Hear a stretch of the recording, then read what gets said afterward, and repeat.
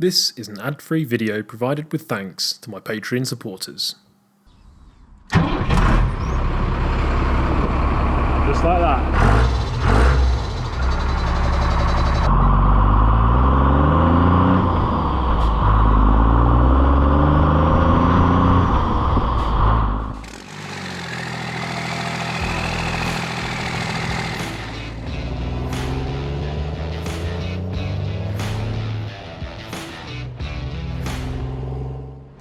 Hi guys, welcome back to another episode of Sam's Merit Machine, and the reason for today's slightly strange start to the video is that I'm actually in Shannon Airport.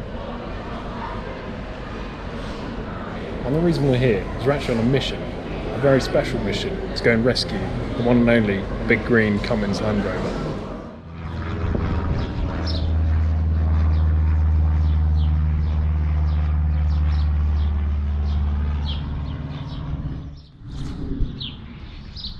No guys, this isn't deja vu. I'm actually back here in Leamington, in the leafy suburbs of Warwickshire. And the reason is, the big green 130 has lived here the whole time that I've been away in Ireland, well, living in Ireland. And it's been living right behind these gates here. So today's Saturday, the MOT is actually booked on Monday with a garage in Coventry. And my plan is basically to go over the truck, do all the kind of tests that you might do on an MOT, just look at everything they might look at on an MOT, wheel bearings, brakes, tyres, lights, that kind of thing. I'm not expecting it to really have any trouble because it hasn't done that many miles since the last MOT, so yeah, I think we should be okay, but I've got today and tomorrow to go over it just to make sure. So I'll take you guys on my journey with me as I do that.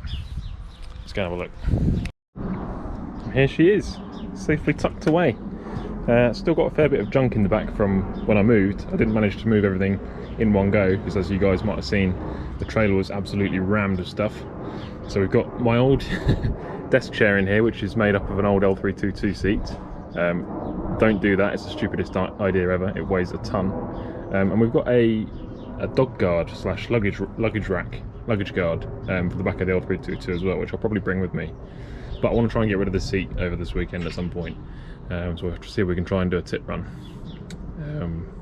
Only issue is 130 is obviously not MOT'd yet, and I don't think they'll allow commercial vehicles like pickups into the tip from memory. So we'll have to see how we can get rid of that.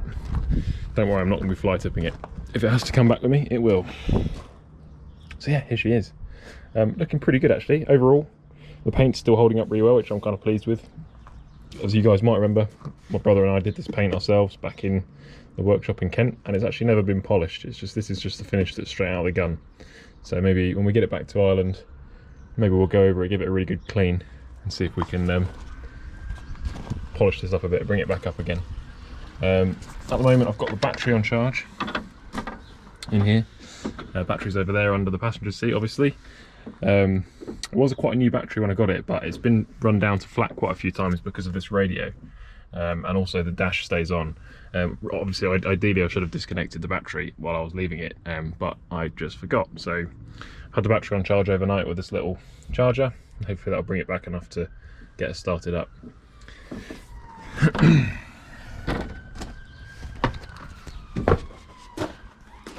And then under the bonnet, everything's still looking pretty much the same. We've got a bit of corrosion on these aluminium rocker covers that I polished up, but that does just wipe off, so not too bad. And yeah, apart from that, I've had a quick check of the fluids. The power steering fluid has all disappeared somewhere. I'm not sure what's happening there. We'll see, there might be a leak maybe in the steering box or something. So I'll have to top that up. Coolant's still there, engine oil's still there, brake fluid's still there. So I think on that front we should be right. And obviously I fitted LED lights all round on this truck when I built it, so I'm not expecting there to be any issues with them. So that should all be good. The tyres were brand new about a year, 18 months ago, and they've barely done any miles, so they should be fine. And I'm pretty sure I went through and did wheel bearings on all four corners fairly recently as well, so again, shouldn't be too much of an issue. So one job I've already done is I've gone ahead and taken out the straight pipe, centre straight pipe, and I've replaced it with my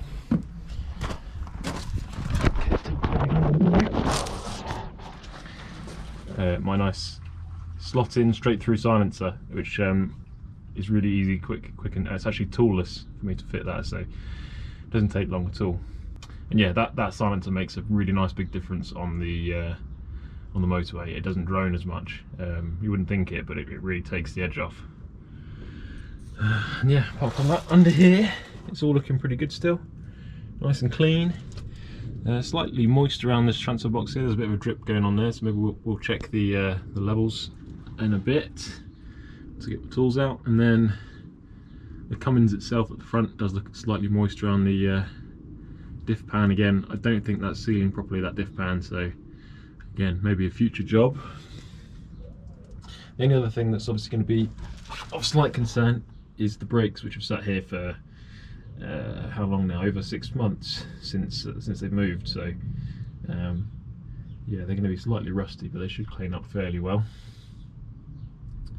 And yeah, apart from that, it should all be pretty good under here.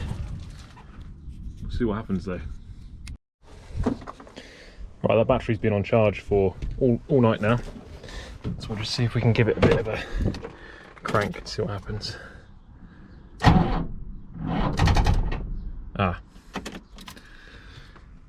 Right. Now I think what's probably happened is that battery's been drained down one too many times. It's probably dead now. If the no-code charger can't restore it, it normally means it's pretty dead. So what we'll do is we'll pull it off, we'll take it back to Halfords, because I'm pretty sure I've still got the receipt for it. I bought that way back in 2018, it was way back when I was living down in Kent. And hopefully Halfords will be able to replace that for us today. So let's get it off. Not much space down that side, so I'm sort of leaning over on the driver's side. I've got this big battery clamp that I made. I've got to remove now.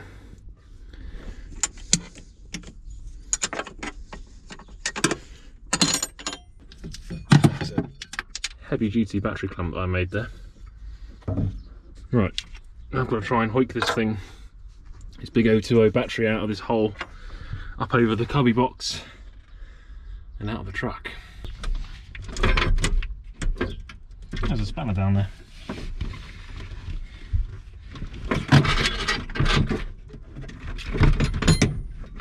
Oh, it doesn't really fit out.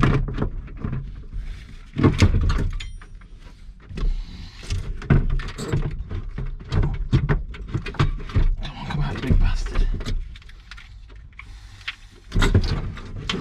There we go.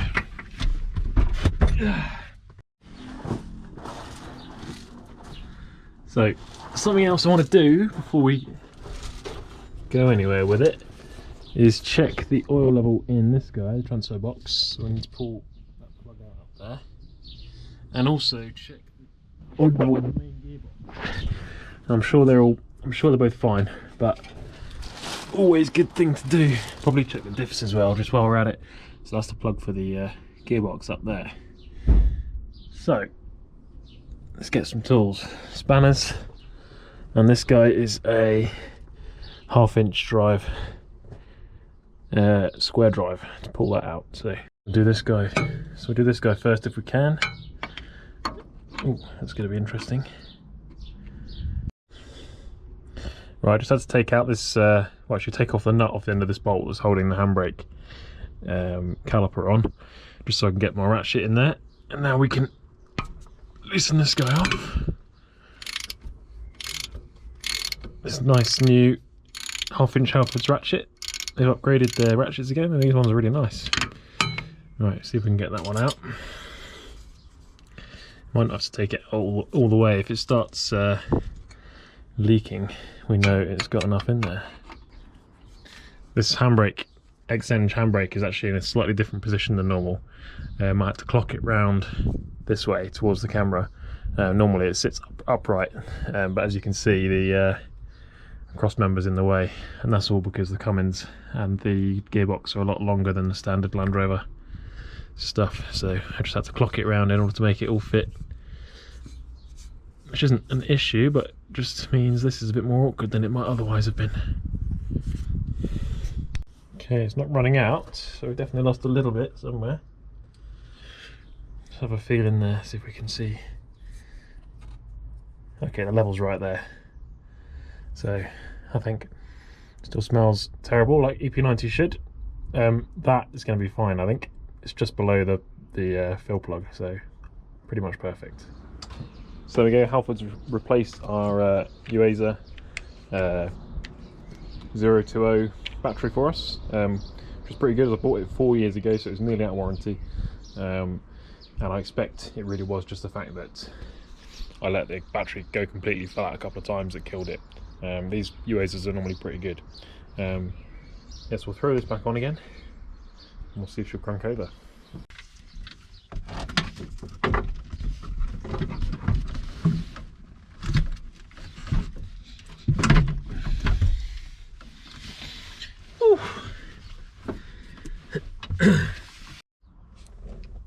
Okay, new batteries fitted.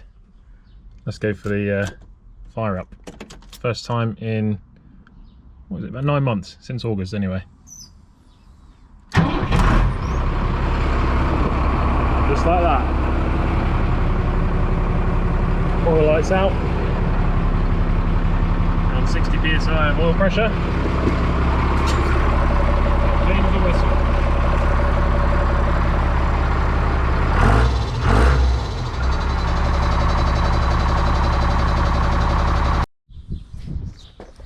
Yeah, that's why people love Cummins. Leave it sitting since August and turned first turn of the key with a good battery on it anyway.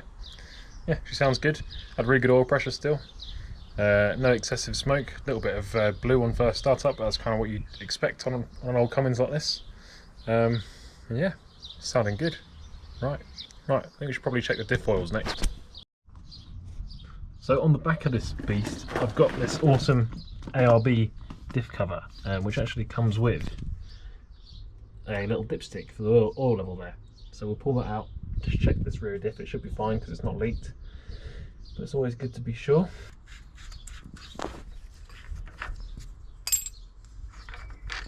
So look, that is our level there, that mark, you guys can see, and it looks like we've got plenty in there, so it should be all good.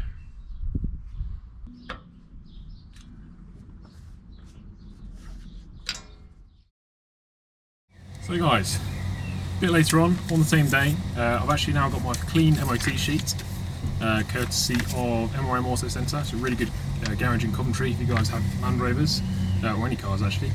But yeah, we had a bit of a catch up. I used to use them back in the day for my old TD5 Land Rover, and now he's given the 130 a nice clean sheet, no advisories, thank you very much. So as I said, I'm in Coventry. I'm actually at the Rico Arena fuel station, and I've just filled up with diesel. So needless to say, I'm going to get out of here as soon as possible. The plan now, as I said, is we're going to head up to Nick's. We're going to hit the M6. We're probably going to take the toll just to make it a bit easier, and head up to Nick's farm, and we will probably pick it up with you guys when we get there.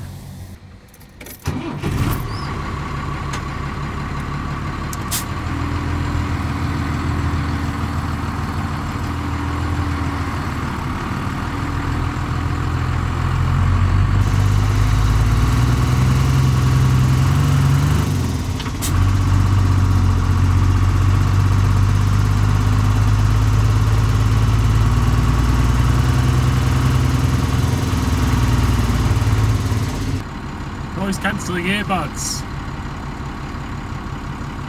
I've also got my sat nav playing on the dashboard here, and whenever the instructions come in, they come straight to my ears. Ideal.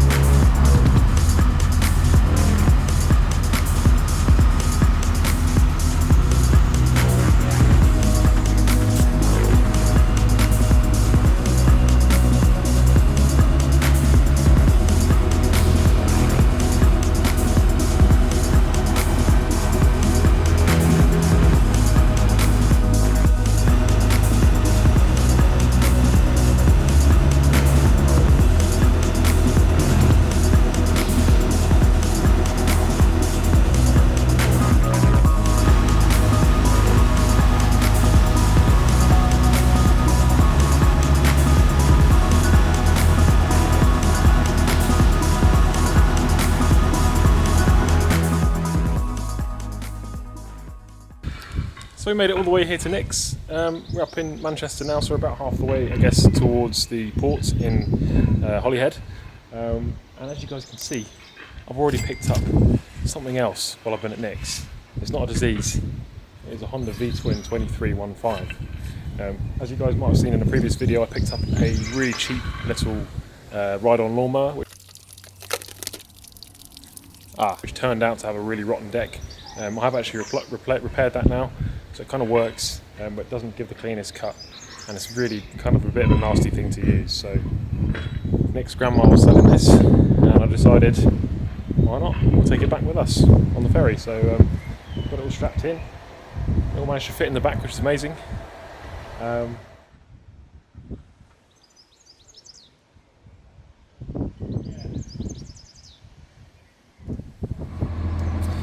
However, we're not heading to the port just yet. This weekend it happens to be Smallwood Festival. I think it's called a festival anyway. Basically a vintage rally with Land Rovers, military vehicles, steam stuff and all that kind of stuff. So we're going to head up now. It's only about 20 minutes down the road. We're going to get some awesome footage of some Land Rovers, some old military trucks, and I think they've actually got monster trucks there as well. So we'll see if we can get a bit of footage of that. Anyway, let's hit the road.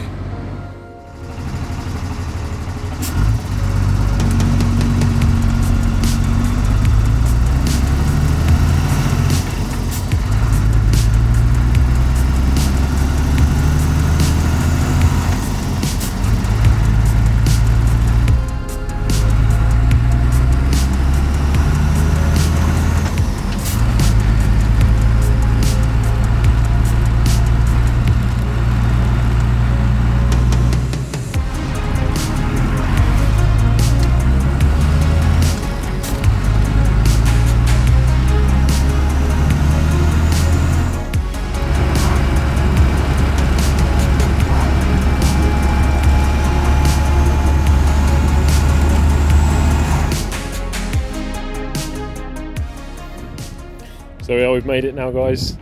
It was a nice, easy 20-minute cruise over. The 130 is now lined up in position with all the other green things.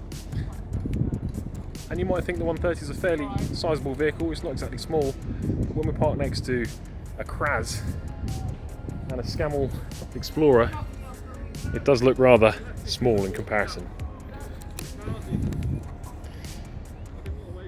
Yeah. I think the tyre on the Kraz is about the same height as the bonnet on the Land Rover. But these are some serious bits of kit.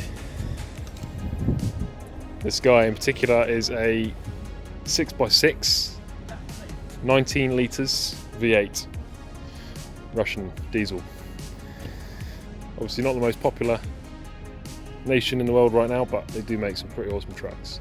But then to balance it out, we've got a nice British Army 1955 Scammell Explorer right next to it to balance it out a bit. This one is Cummins converted, but apart from that, it's pretty original.